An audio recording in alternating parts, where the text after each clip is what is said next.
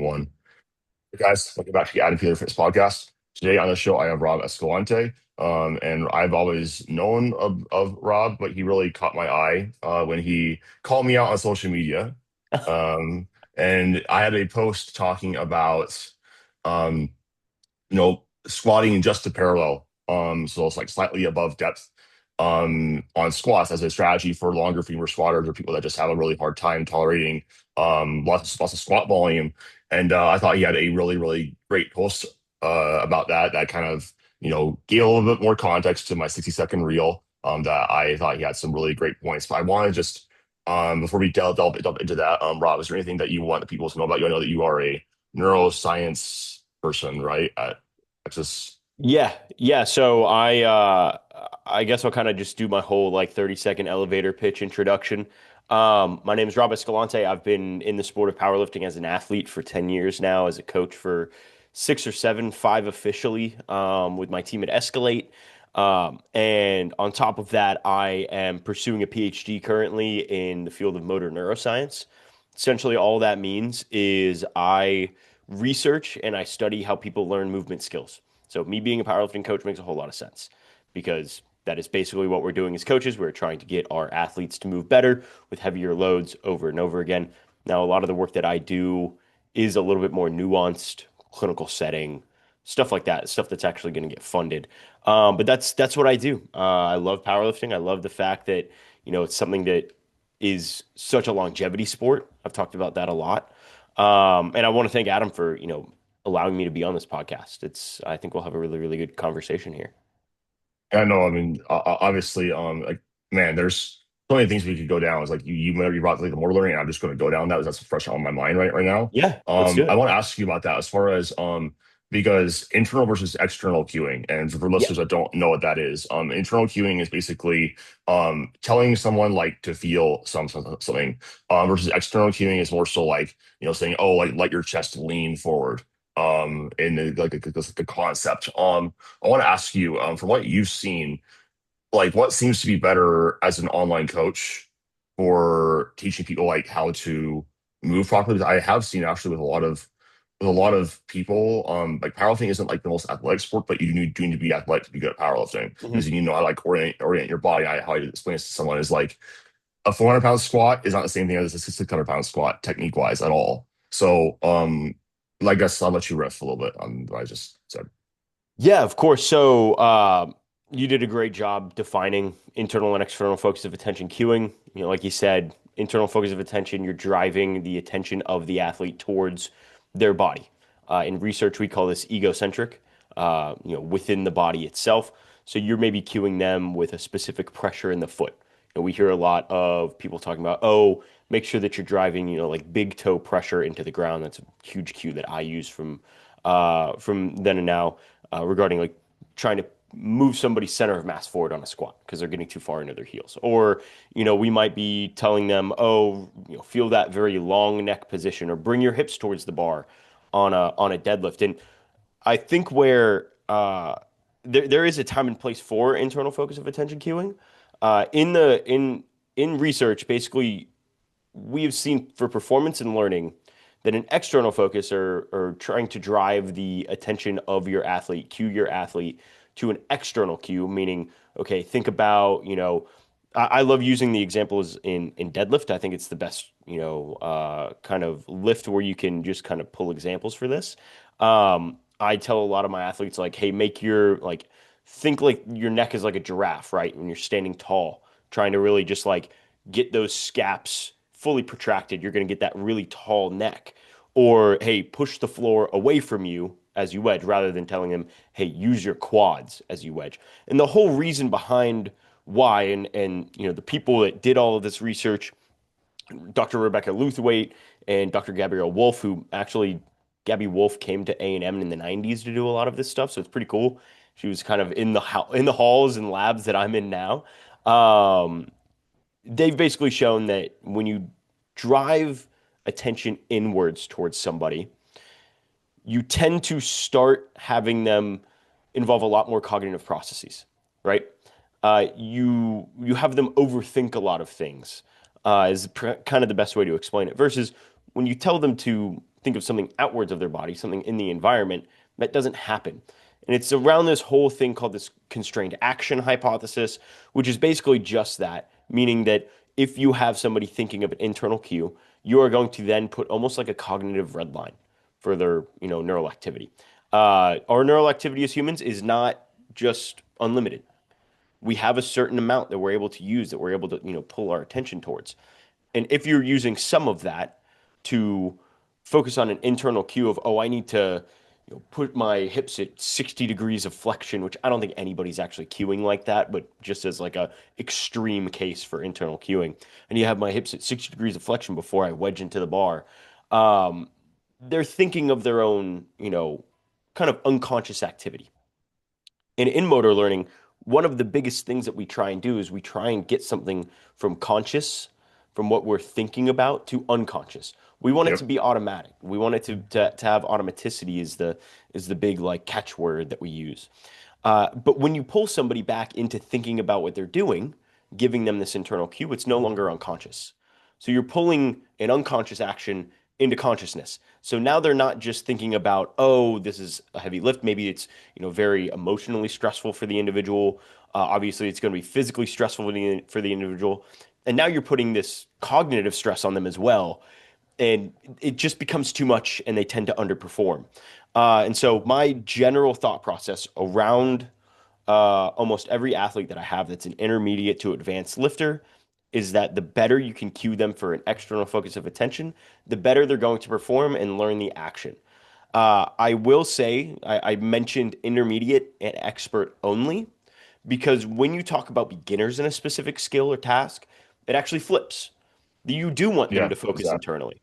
Yeah, Yep. you do want them to think about their body movements and stuff because unlike intermediates and experts, they don't have the feeling of proprioception. They don't know where their limbs are in space or their joints are in space. They don't have that automaticity yet. So they need to build that up. That's the whole motor learning process as a whole. And so, kind of a TLDR on that. If you're dealing with somebody that's intermediate advanced, think of somebody that's maybe 2 to 3 years into the sport and beyond, external focus of attention is going to be your number one cueing tool because it keeps unconscious activities unconscious. If you have somebody that's maybe in that first year, maybe even in that second year of lifting, coming up on 24 months, maybe you can start giving them some internal cues. And there's always going to be a balance between the two. You could have an expert that needs an internal cue. You could have a beginner that needs an external cue. And that's what they respond to best. And so, yeah, that's pretty much it. There's a lot more that I could go down on a rabbit hole with this. I've made multiple posts on it. I've made a whole entire podcast episode on this with the science behind great feedback. Um, so, yeah, I mean, I love talking about this stuff. I don't know if you have anything to follow that up with or follow up questions about it. I just said that, it's funny is I had a conversation with one of my clients. Like, he always asks me, he's like, what do you think about? I'm like, nothing, dude. I just squat. Like, I literally don't have to think about anything. Like if there's one thing I do think about, I'm like, I tend to like, because I have like a back injury, and I think that could actually really affect how people move. And like the motor mapping that the people have. Like, for example, like it's been hard for me to like trust that forward lean as much. So I Mhm. do have to tell myself like forward lean, because that does help me just like stay in the right position. Because I'm like sometimes I'm like, oh my gosh, my back's gonna hurt. But I think like that's one thing that they can change things. But that's something that I always tell all my clients is that something else I say is besides like all the cues, I say this is just something for me to just help you discover what works well for you, what feels strongest, what is like pain free, what can you replicate consistently. And lots of times I think that coaches um tend to have a movement system that they like their lifters to like go into. And like, externally it might look really solid, but if it feels not strong or they get lots of pain, it doesn't matter. And so Mhm. I'd really like to arm a lot of my lifters with like, it just doesn't feel good, like don't do it. Like, Yep. obviously it's like still send me over the video, so I want to see, but that's something that I think is important to know. And then I mean, I've seen this exact same thing with my in-person people, especially. It's like it's all feel this thing with like my I don't think it's so hard to coach powerlifting beginners like online. Like that's just something I like refuse to do. Like I honestly it's like you have to be like intermediate to work with me online because it's so hard doing that movement stuff. Like they need somebody in person to really teach them that stuff has been my experience, unless they're just extremely athletic and whatnot. But no, I think that that's all great, and I think that technique is just one of those things that it's also evolves with you over time as you get stronger. Kind of like what I said, Mhm. your leverage might change as you move like up a weight class, or you move down a weight class, or whatever might happen. You get an injury, whatever, and that's just part of the fun. That's why I say you're always going to be thinking about it. These are going to feel a little bit different some days. It's kind of like the best advice I kind of say is, or best analogy I give is my deadlift 2 weeks out versus a meet day.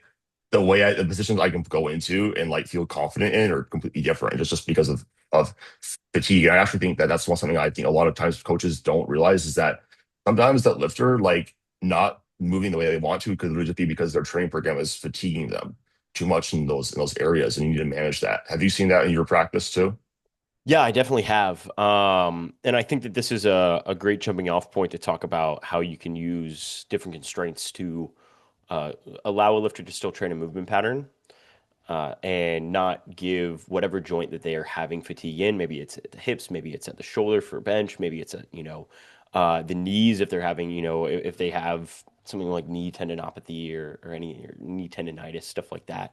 I'm a huge proponent of using variations. I mean, kind of that was one of the reasons you DM'd me, I think, was you heard my whole thing on powerlifting now about, or not Yep. powerlifting now, but the Two White Lights podcast about, when should we use variations, when should we not use variations in Yep. a lifter's program. And I think that in a perfect world, we get our lifters to be as specific as possible for as long as possible and have them have motivation for that entire period, right? But this isn't a perfect world. We have, we're working with humans, not AI or robots or some sort of, like alien out there that's just going to do exactly what we tell them. They have things going on in their lives that are stressing them. They have feelings of burnout in the sport potentially.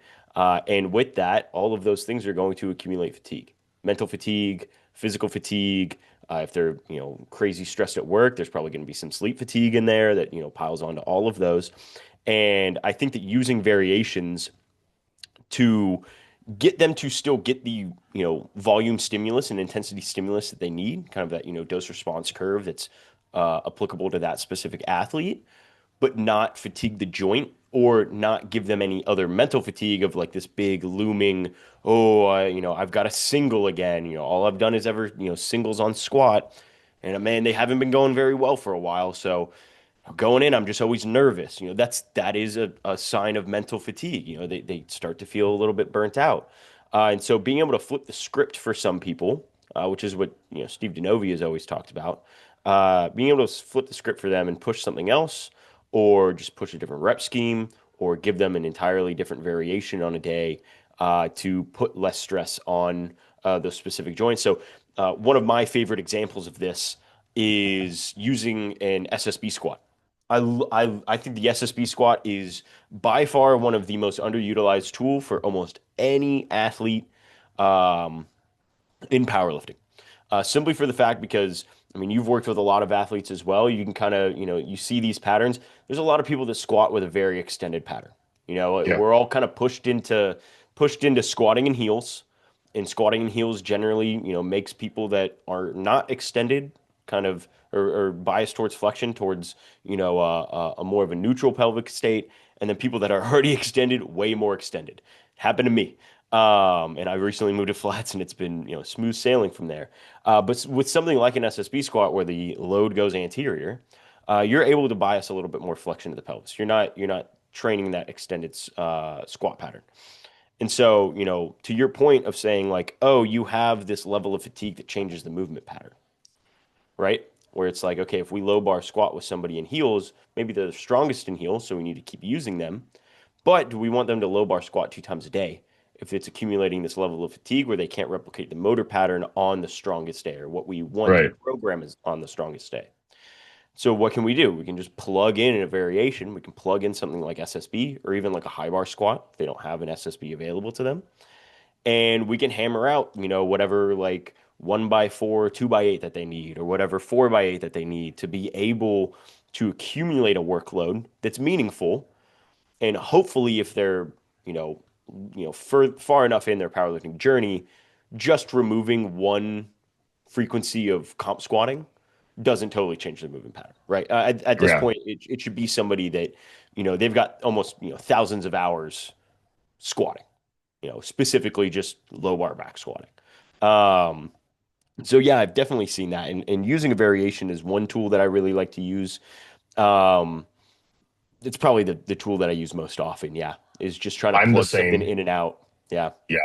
Because like I think that's something a lot of people, especially I see it more efficacious the worse leverages that someone has. Hmm. Because again, it's like think about how much connective tissue stress is going on. And Steve has also talked about this all the time. Like connective tissue is that forgotten tissue. Like it's just I see so many powerlifting coaches who like don't understand that like the reason why your athlete is in pain or can't move the way they want is their connective tissue isn't like recover in that spot. Yep. And if you look at the range of motion or how they're lifting, it's like, well, no shit. Like look at all the torque they have to put around that joint and how much Hmm. stress, how much work they have to put on. And literally for like, 'cause, my favorite variation for like long range of motion ventures is close grip because Yeah. it takes off that stress on that pectoral attachment so much. I love skateboard squat too for people that have it. I've actually found a lot of success with three count eccentrics, especially on squats with that. Is I think that's people focus a little more on movement quality and the position that they're going, and they can kind of just feel that out. But I think that another thing with that too is that generally people are worse at variations, and there is some sort of a fatigue management aspect to that throughout the training program, especially. I agree with you. In a perfect world, it's just squat, bench, and deadlift, and then you can tolerate that. But humans aren't perfect. There's a psychological component to that where people can get really easily bored. Um, I'm really autistic, so I just basically I love that. But Yeah. uh, yeah, I think it's interesting when you talk about variations and the role in programming because like I think especially as like beginners, like how I program like my variation framework is I like giving a lot of variation to my beginner client because I think it develops that movement bank. It gives them so much many more movement strategies. And as opposed to I'm just like bench press, bench press, Yeah. it's a lot that many opportunities. That as things get more advanced, I kind of will say, what variation do we need, if any, so that they move the way I want to, and we can manage Exactly. fatigue. And that's kind of how it evolves. Yeah. No, 100%. And I think this is an amazing point that you make. Having beginners be so variable, it's kind of opposite what you would think, right? If you have a beginner coming in, you would think, okay, we want to be as specific as possible because we want them to have these, very large gains within a session, within a training session, where they're able to, or even just over a week, where they're able to improve their movement pattern, right? But actually, as we continue to go on in our powerlifting career, that is where you see the most amount of specificity. I mean, there's, this whole idea that, Agatha Chago's doing her, 6-time SBD, probably the most specific training possible. There's, I think Perk at one point was doing like 5-time Yep. SBD. Um, Two of the strongest athletes that have ever graced our earth doing this. And I guarantee you that they did not start with that. They got to that point because they had to go to an extreme to become the best in the world. When you're a beginner, you don't have to go to an extreme to become the best in the world. You just need to be able to build a movement pattern. And this builds what you bring up on allowing a lot of variation within a specific training session or mesocycle or even macrocycle, a year of training, whatever you want to call it. All of these buzzwords that we use. It all revolves around this thing called schema theory.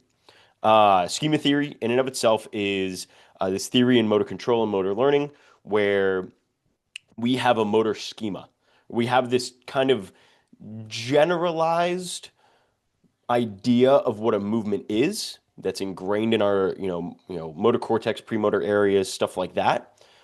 And that idea of a movement can be adapted to a specific situation. So the biggest example in the literature, if you read any reviews on schema theory, is always, I don't know why they do this. Everybody loves to use golf as an example.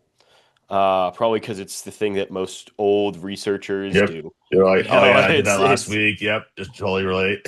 Yep, everybody there can relate. They all watch it, they all play it. It's a bunch of old guys, they're faculty members at universities.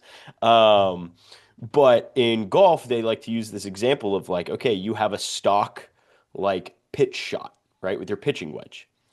If you're 30 yards forward, you can use this motor schema and adapt it to now do it at 70 yards. If you're 30 yards back, you can change your motor schema and adapt it to do it at 130 yards. If you're at a downslope, an upslope, a slope right to left, you can change this generalized movement pattern for the specific purpose of the shot. And powerlifting is a little bit different than that because we don't have all of these different environmental constraints. Environmental constraints are more so in our eyes, at least the way that I see it, is much more of a psychological thing in powerlifting.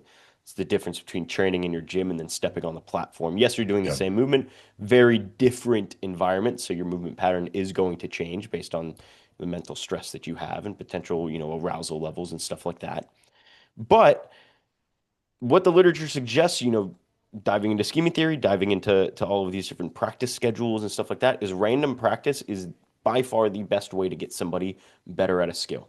And in powerlifting, we don't really want to do that because we do want things to be periodized. We do want predictability, but nothing says that for 6 months you can't have your beginner lifter push an SSB. And then for the next 6 months, you can't have your beginner lifter push a high bar. And then for the next 6 months or 3 months, you'll have them push a low bar pause squat and then a tempo pause squat. All of these different variations are tackling the same thing. They're tackling how an individual is able to place their limbs, place their joints in a specific movement pattern for their body to move efficiently. And the faster that we can get a lifter to do that, the better they're going to be at it in the long run. And to your point of trying to build, strong connective tissue, all of these things they stress different levels of those joints, right? Close grip is going to stress a lot more of a shortened position of the pec. A wider grip is going to, stress a lot more lengthened position of the pec. And so it's very important to kind of understand that, like, yes, early on, you can use these variations because one, you get them to, probably learn how to squat just naturally a lot quicker. And two, you're able to now challenge the joints and these, joint dynamics at different, stress points, I should say. I think that's the best way that I can put it. Where the load is placed a little bit more anterior, the load is placed a little bit more posterior. And so, yeah, I'm with you. I think that, the more exposure that we can get to beginner lifters on doing things more variable is important. I think that there is a limiter though. I think that specifically you need to figure out what level of specificity a beginner needs to still be able to perform a low bar back squat proficiently every week. And if that's 1 or 2 sets, then load everything else up differently, especially in that first year, in my opinion. If it's 4 or 5 sets, then maybe you need a full day of just low bar back squatting, which is, I would say, is the norm for a lot of lifters. Yeah. And then some lifters are going to be on the very, very low end of that, where they do need just a high level of specificity. And so this is, again, everything that we're talking about here is on a spectrum. You cannot just plug and play. Oh, I'm going to give my beginner lifter, if they squat 3 times a week, I'm going to give them high bar on one day, SSB on one day, and then a low bar tempo on the other day. Probably not going to go that well. They're probably going to need some assemblage of like Yeah. specificity and periodization to perform well. One of my favorite ways to actually incorporate that, like the variation, but still having this the specificity is the setting. So that's and Yep. on like as many setting sets that I need, I'll basically give them like variations and that reinforces their top set. Like for example, I do it on my secondary day where I do 2 sets of pause squats and then I do like one my actual heavy set with regular comp squats. And I actually was like, holy crap, like my squat feels cracked. So I just started doing that like on my primary as a part of like a warm up. And I gave it to one of my other clients who was kind of built like me, having some similar issues. And he literally added 30 pounds to his squat in one block.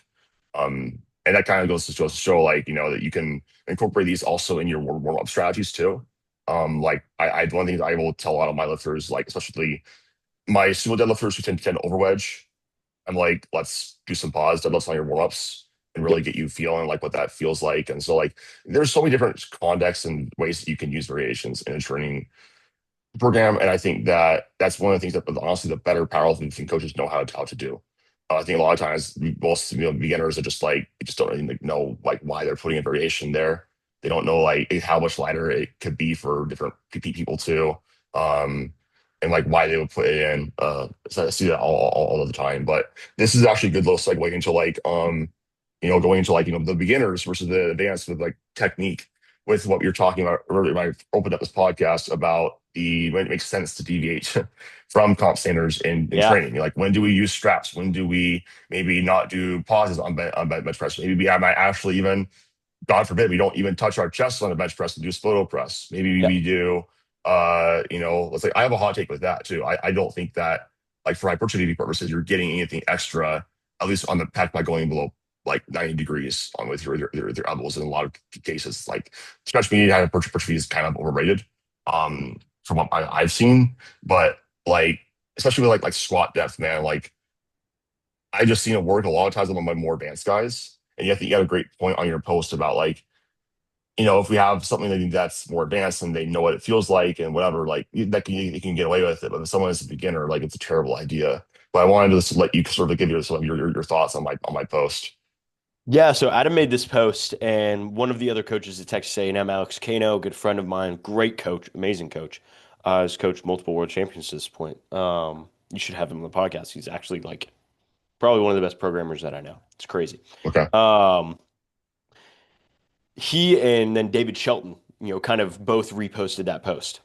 And obviously, I have always been in the bias of like, we train to a comp standard. No matter what we do, we train to a comp standard. Whether it's, sets of 8 on a barbell bench press, you're going to pause every single rep because that's what you do on the platform. Practice how you play. I think that just comes from the very traditional coaching that I had, both early in the sport and just in like generalized athletics in high school and middle school and playing football my entire life and baseball my entire life. It's like you do stuff to a standard, you keep that standard. But you raise a very, very good point of, hey, you know, going to comp depth or, pausing a bench press, it's gonna lessen the load that somebody's gonna be able to take. And as you get somebody that is trying to push their level of strength to a very large extreme, again, we talk about these extremes, people that are trying to be the best in the world, people that are very, very advanced lifters, we're going to have to find a strategy for fatigue management. And a lot of times with longer legged guys or people with just not very, very good, leverages for a specific lift, like that's going to incur a lot of stress. Squatting. Your biggest example was squatting to depth. For a longer levered lifter, squatting to depth is very fatiguing. And so, if they cut 2 inches off of that, and they're able to load 20 kilos more because of it, and they're able to maybe withstand, throughout the week 10 to 15 more reps, increase their workload by anywhere from 25 to 30%. Why would we not do that? And it's a very, very good point. Where I came in as almost like a rebuttal to this is the fact that as you do something over time, you're going to deviate what your norm is. And I Yes. think that this is the biggest, like kind of caveat to that strategy. I talked about the motor schema before. I talked about the ability to have a movement that's adaptable to different, cases, different environments, or like constraints that a lifter is put in. And when a lifter is very advanced, they're able to do that because that motor schema is built up. And then they're still able to return to a comp standard. However, I think even in intermediate lifters, this becomes a large problem because now they're going to the platform.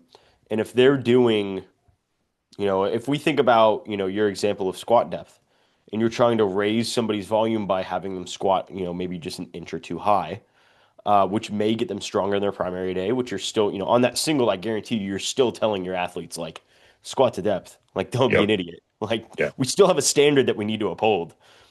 But now, since they're doing, if you have somebody doing a 3x8 and then they're able to move to a 4x8 by squatting high, they're now doing probably more than half of their squat volume, more than half of that movement pattern throughout the week in a different entirely movement pattern. And yes, it's the same movement pattern, but the end point of that movement pattern and the midpoint of that movement pattern is now different.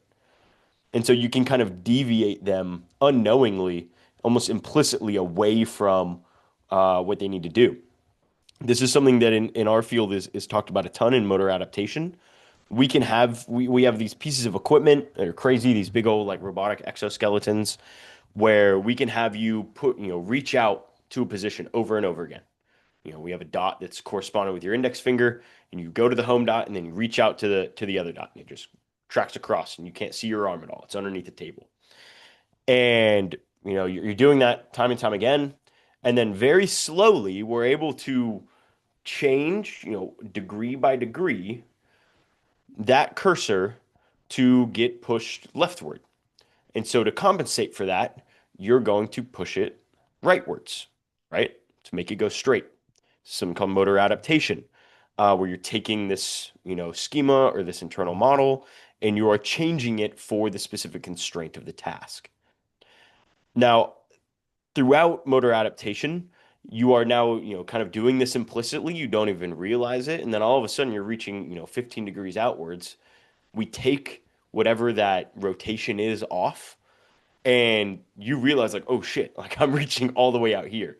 I think the same thing can happen in a squat where you're doing this movement over and over again where you're squatting high and you're doing it for so many reps throughout the week that you don't realize that this is now just not your norm.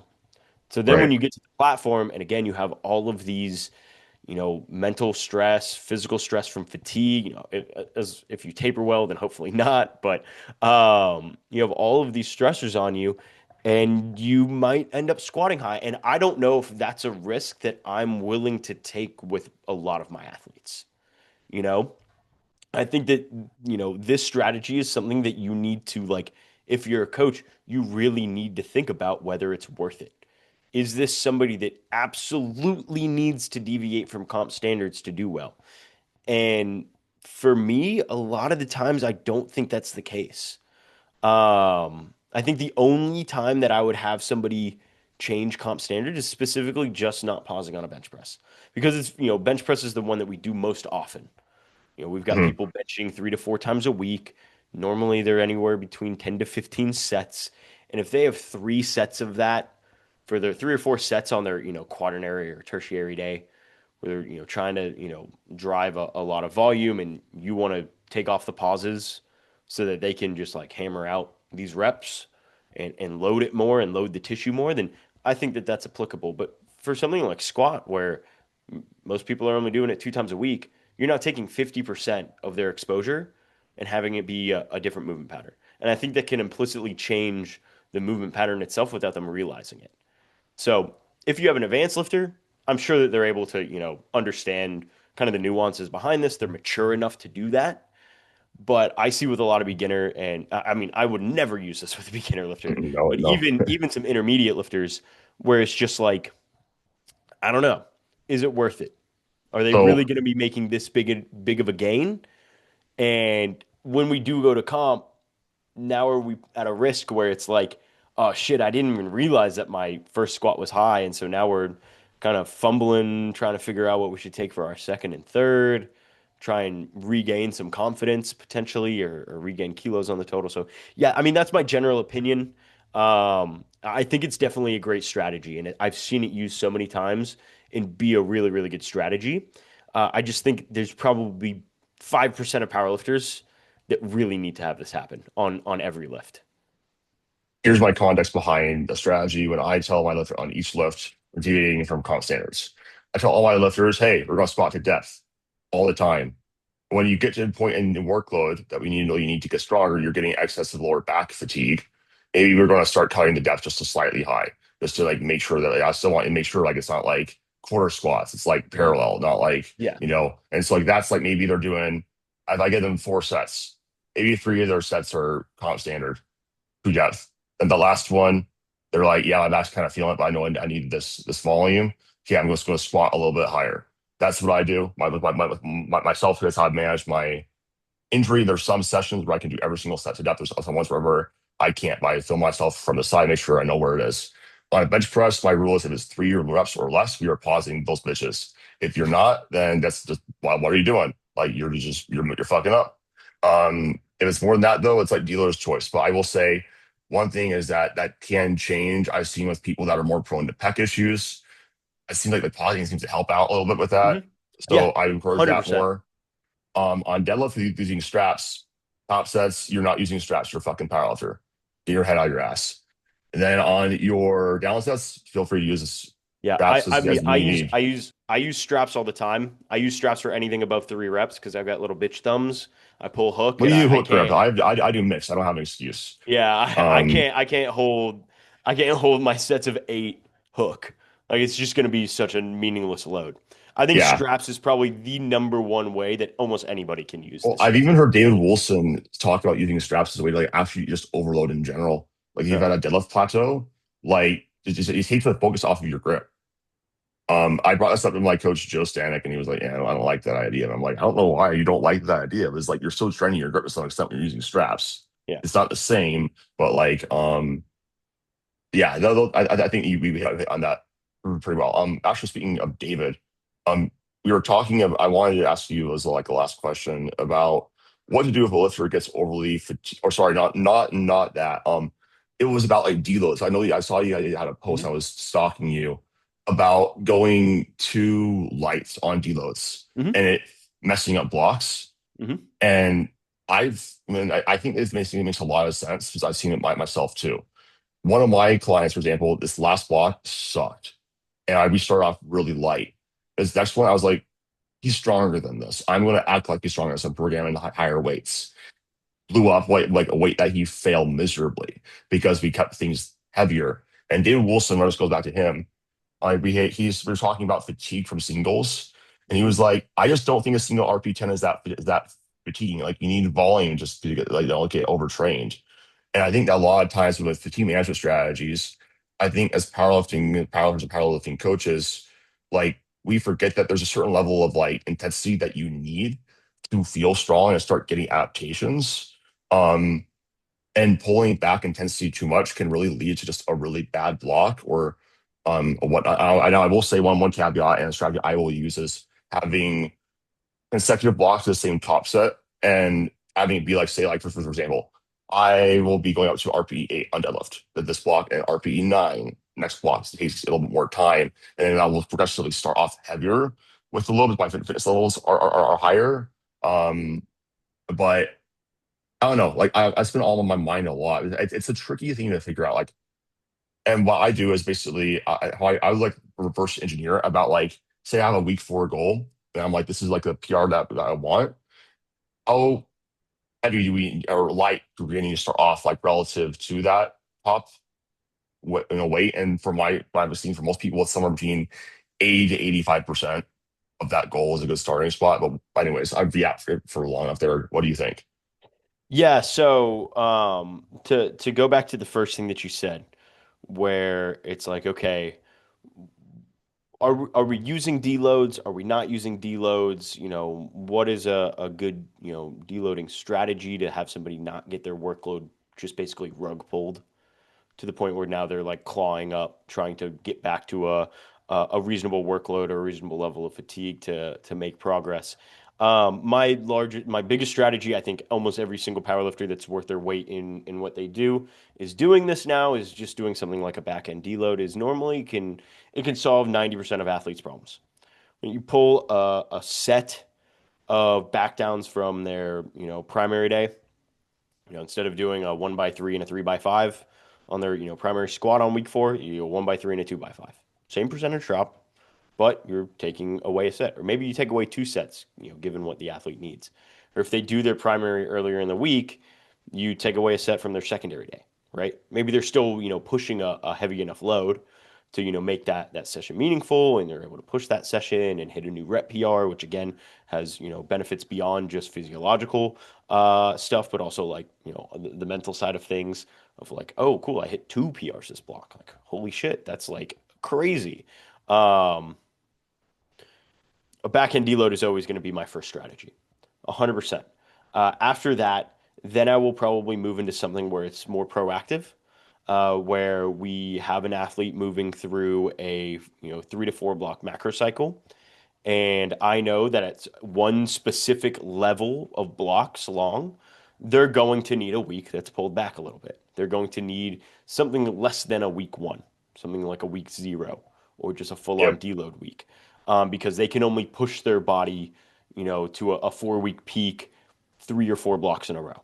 And then at that third or fourth block, it's just like, all right, if we try and do this again and try and start heavier again, like you're saying, like, we started RP 8, one block, 9 or 8 to 9 the next block, 9 the block after that, 9 to 10 the block after that. It's generally a huge strategy that I do for like 16-week macro cycles. Um, on that 17th week, where you would start the next macro cycle, just have them do a proactive deload, just so that you're, kind of, crossing your T's, dotting your I's, making sure that fatigue is managed.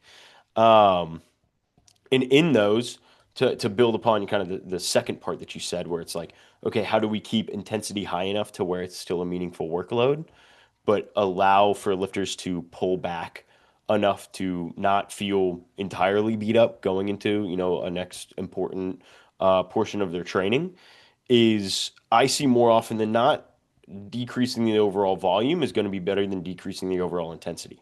Yes. I've used a strategy.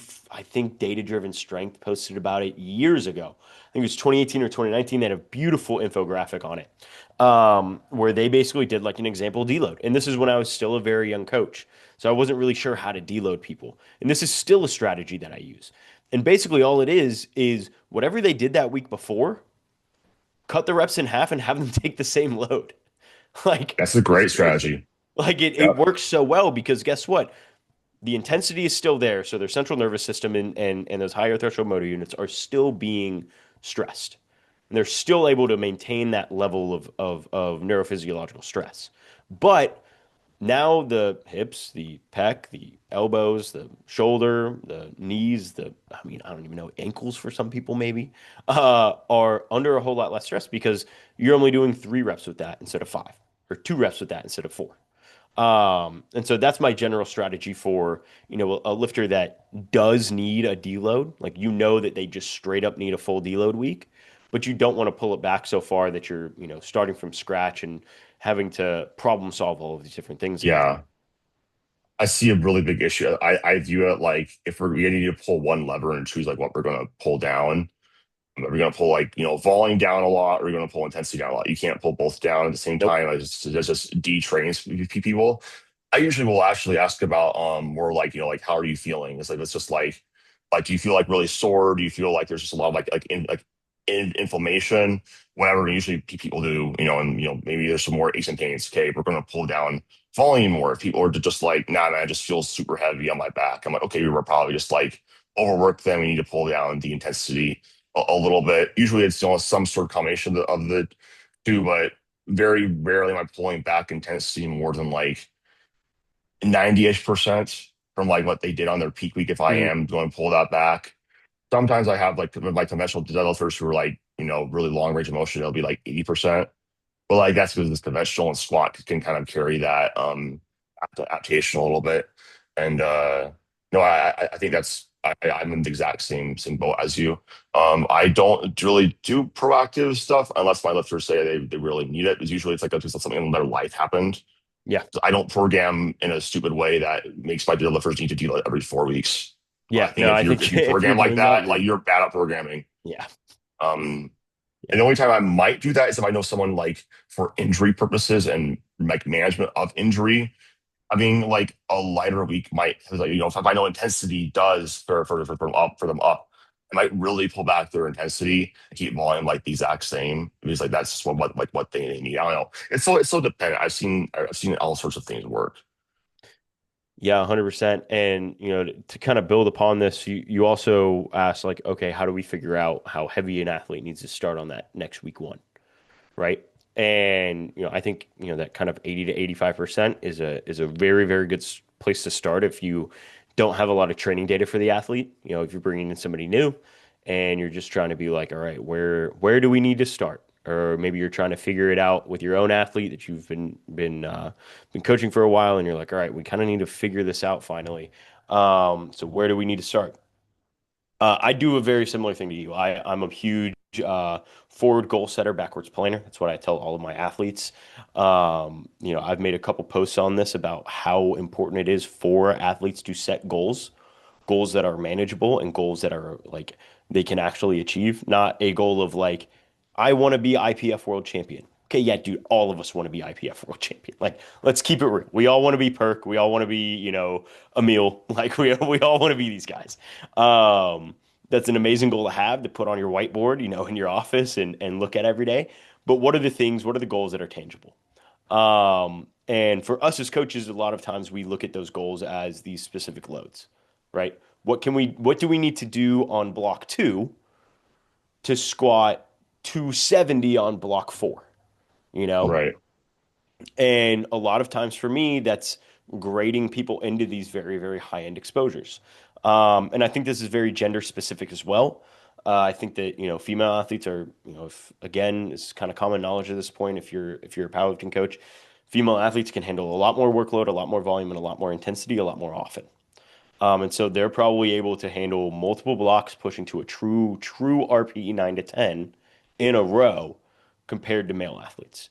And longer levered athletes are going to be able to do that, or not going to be able to do that to the same extent. Shorter lever athletes are going to be able to do that. We kind of have these models to think about these things. But being able to, within a macro cycle, within a collection of blocks, say, I want to end there. What do I need to do on week 12, week 8, week 4? And then within those blocks, do the same thing of building backwards is amazing. And you have your strategy of starting people off at kind of 80 to 85% of that week 4 load. My personal strategy is very similar to that. I have tend to found that probably 75% of the people that I work with can fit into this kind of mold of from week 3 to week 4. They need to have an 8% jump in total Yeah. intensity. 100%. If, we'll just use the example, make it easy, of 100 kilos, right? Just so it's completely easy and we can work with this. If you want your lifter to squat 100 kilos, then probably on week 2 you have them squat, or week 3 you have them squat 92 and a half. And then you take probably 4 to 5% of the week 3 load and you have them do that on week 2. So whatever 45% less of 92 and a half is, have them do that on week 2. And then you do the same very similar jump of maybe like 6 to 7% from week 2 to week 1. And that always have generally given me a very, very good way of pushing the workload higher, because if you are, doing this whole RP 8 on block 1, RP 8 to 9 on block 2, RP 9 on block 3, then those week 4 loads are going to increase, which means Right. inherently, if you're working backwards based on percentages, the week 1 loads are going to increase. And the entire goal of powerlifting is to try and increase your overall workload to a point, and find where that is, and then very slowly increment it up as best as you can. Um, this is something that David Shelton, somebody that I talked about earlier, really opened my eyes to, where it's like, hey, the biggest goal is to get people to do a lot of work, because if they can do a lot of work, they can generally get pretty strong. And the ways that we're going to do that is be able to, figure out within block fatigue management and within week fatigue management. And the second way is going to, stuff that we were talking about much, much earlier in this episode, get them to move better. Those are going to be your Mhm. big two things. And as soon as we can do those things, then it's like, all right, let's just jack up the workload to their threshold, see how long they can ride that. And then if they need a short week off or they need a back end deload, we just pull that back and then we're just ready to go again. And so yeah, those are my general strategies when it comes to trying to figure out where an athlete needs to start to have them not be detrained. And then earlier I was talking about if a lifter is getting to the point where they're feeling overtrained, my strategy is to get them to a point where they don't feel overtrained and they're ready. They're fresh on that week 1. No, I think that's you basically have basically the same approach, Yeah. like, which is really interesting. One thing I'll say as a last note is as far as block planning and macrocycle planning, the main thing I'll do is generally, like I've seen for like my more intermediate and advanced guys, they need like I find they need longer time to truly peak out a rep range. If not, it's like I think that's why people might run into fatigue issues as like and not make have as big of PRs as they really need. Like, in my opinion, like in my coaching framework, the only real reason we go above an RPE 8 is if you have like a meaningful PR to set. In my opinion, is because it's disproportionately fatiguing, and that's what the research shows and experience does too. But what I'll usually do is I'll look at someone if like for myself, for example, I can handle deadlift much better than squat, always have. So maybe my progression for doubles, for example, is going to be RPE 8 this block, then RPE 9 next block. On squat, though, because squat tends to really mess me up, it's RPE 7, peak intensity, then RPE 8. I think that's really important to talk about as far as momentum and maintaining that momentum and programming is determining where does your lifter just die? Like where did you just like is there an intensity zone where you hit that and then they just fall off a cliff because that's something you needed to take. Don't know. This is the reality. Is you don't need to go to RPE 9. Maybe that's only an end of block thing, and you're just doing RPE 7, RPE 8, RPE 7, RPE 8. And the reality about that is that like that's what matters the most for getting stronger. And it's not like you're like anything wrong with you. It's just like everyone's body is different and they respond to intensity differently. Yeah, 100%. I do a very similar thing. I think mine's a little bit more based around rep ranges. So I mean, if I were to get a blank slate person that I do nothing about and I just had to, write a program for them, right? We all have biases on how we write programming. We just from the experiences that we have. My bias is always going to be kind of towards 4 week blocks, 3 block macro cycles, and Right. kind of moving from this triples, doubles, singles mindset, right? Where you kind Yep. of, and then you go back and you repeat it. I think it's very common across a lot of other coaches as well. But I've found that, hey, maybe I have a lifter that, man, triples just cook them like week after week, even at like an RP6 or an RP7, like a load Seen that's this too. meaningful Yeah. enough at that specific rep range is just not going to feel very fun. They're not going to be able to progress it, and the translation to their top end strength is just not there. They might pull like 230 for a triple and then like 260 for a double. And it's like, okay, something's happening at that third rep that's you're losing, 30 kilos on. And it could be leverages, it could be other things. And so for in a very similar strategy, I'll do something very akin to that, where instead of going like 3-2-1, I'll go like 2-1-2-1, where Yeah. it's Yeah. like Yeah. double singles, double singles. I really love doing that for deadlift because then you break it up even more into first 2 blocks being variations and second 2 blocks being comp specific. So maybe pause doubles, pause single, comp double, comp single. So then within a 4 block macro cycle, they're now hitting 4 PRs instead of 2 PRs. Because generally those first 2 blocks they might not, if they're only going to an RP7 or an RP8, they might not be hitting an all-time double PR, but they could be doing that with a pause deadlift. And that pause deadlift is going to be at a lower load because you have that movement constraint on them. So it's tackling all of these other things and still allowing them to have that goal of like, oh, cool, I'm still able to PR lift. That just again, with your talk on momentum, it builds momentum. It just kind of allows you to move through these training blocks much better with an athlete that's in a much better mindset as well. I love that. I think that's a great way to end things off. There's a lot of ways to periodize. That's another Yeah, rabbit hole of yeah, the dude. entire podcast. But cool. Rob, thanks for coming on, donating your time. I know that Yeah, of you're course. busy. But if you want to hire you, follow you along too, like your squad is strong as hell. Like God, your benches too. You're just a strong man, Thank you, strong, man. smart, handsome. So people need to follow you. So tell them how. Yeah, man, of course. So if you want to reach out to me about any of this stuff, talk to me about any of this stuff, you can find me on Instagram. That's, kind of the social media platform of any powerlifter to this point. My Instagram is at strengthrob. If you're looking to work with me, I do have, spots open to the end of the year. I have, application stuff in my bio, and, you can just DM me if you're interested on that stuff too. If you want to hear me yap more about this kind of motor learning, motor control stuff, I do have a podcast of my own. Find that link in my bio as well. Escalate pod or the Escalate podcast. Um, and yeah, I mean, thank you for having me on, dude. I'm extremely grateful.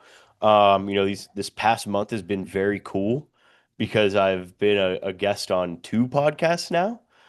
This past year has been cool because I've been a guest on Powerlifting Now and Two White Lights, and now this podcast, and I've listened to your podcast for a while now, so it's very humbling. And so I really do appreciate the stuff that you're doing, getting this information out, talking to people.